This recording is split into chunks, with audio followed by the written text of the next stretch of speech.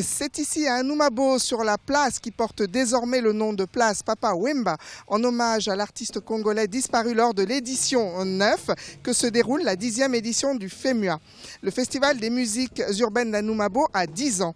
Et si c'était un enfant, on pourrait dire que ce festival a bien grandi. On pourrait lui raconter une histoire, celle de 4 garçons magiciens nés ici, dans la commune d'Anoumabo, et qui, ayant grandi et ayant connu le succès, ont eu envie de le partager et de redonner. Je vous propose d'écouter l'initiateur de ce festival. On lui dira qu'avant sa naissance, il y a 4 jeunes gens qui sont partis d'Anoumabo, qui ont essayé de traîner leur boss dans une belle carrière et qui ont essayé de revenir en arrière pour partager. Et qu'à sa naissance, naissait aussi un festival qui allait contribuer au bonheur des populations d'Anoumabo. Et qu'aujourd'hui, il a 10 ans, mais qu'il sache qu'il y a de belles éditions qui se sont passées derrière. En quelques années, 10 ans exactement, le festival FEMUA, le FEMUA est donc devenu une référence en matière culturelle, artistique sur le continent. Mais c'est également un festival qui donne une large part au volet social. 4 écoles portent le nom des magiciens.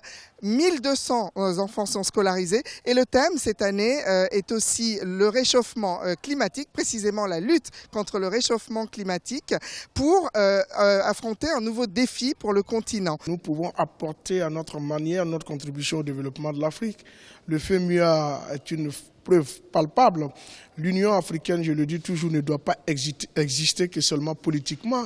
L'Union africaine aussi, c'est le brassage de ces cultures, la diversité, la rencontre, les échanges intergénérationnels entre tous les artistes qui se réunissent pour évoquer des thèmes comme l'Afrique face au défi du réchauffement climatique. Sur scène ici, derrière moi, vont se produire les plus grands artistes du monde.